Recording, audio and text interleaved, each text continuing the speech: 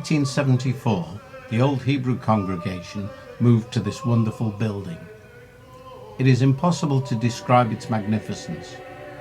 The architectural historian H.A. Meeks said, "He who has not seen the interior of Princes Road in Liverpool has not beheld the glory of Israel."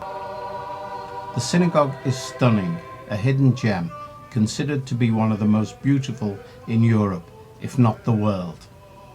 The congregation itself goes back to 1753. They came over mostly from Germany and some from the West Indies. And they were people of substance. They weren't in as refugee status. And they came over, and their first places of worship were in rooms above shops. Princes Road was built in 1874. My involvement with Princes Road goes back 40 odd years. I went to Princes Road on last day Pesach, and Reverend Amundsen Abberson said he would have called me up, but I didn't have a hat on. I immediately got a yummy. When you go to Chilwell, you take your hat off and you keep the yummy on.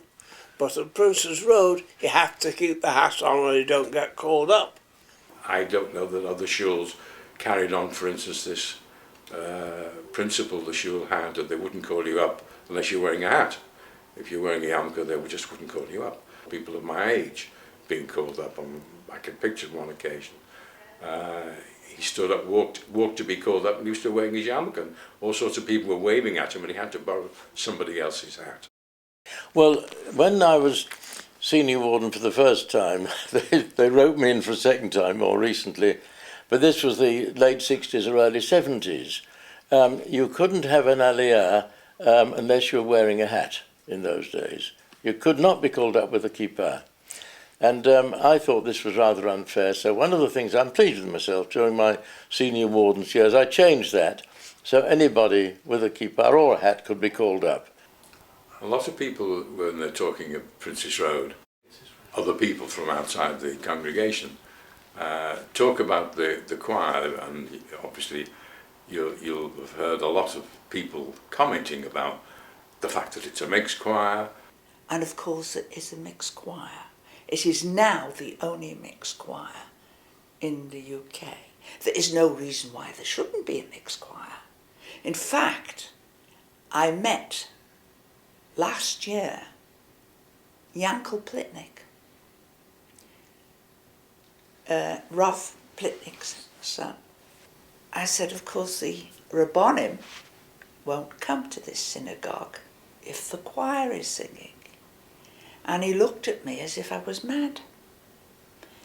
He said, my father used to come to this synagogue whenever the choir was singing, and he could see nothing wrong with it. This shul has always set great store and has had very high standards on its chazonish. The most memorable was Reverend Bornstein. He came from Hungary and he really was an opera singer and a chazan, and I believe that in the great synagogue in Budapest, when he performed, they were queuing round the shul to hear him.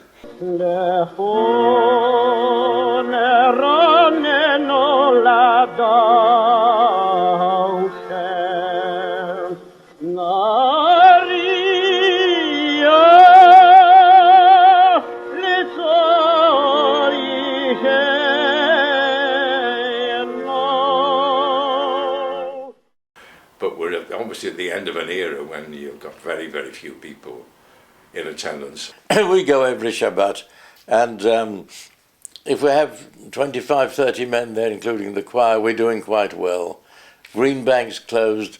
The number of Jews in Liverpool has gone down, from 8,000 to 2,000, and it worries me very much. I think the shul will be good for 5 years, but I wouldn't like to guess for 10. Well, I hope that it'll go on, because I don't want to go anywhere else. For me, Princes Road is home, I don't want to go anywhere else. I hope it'll keep going.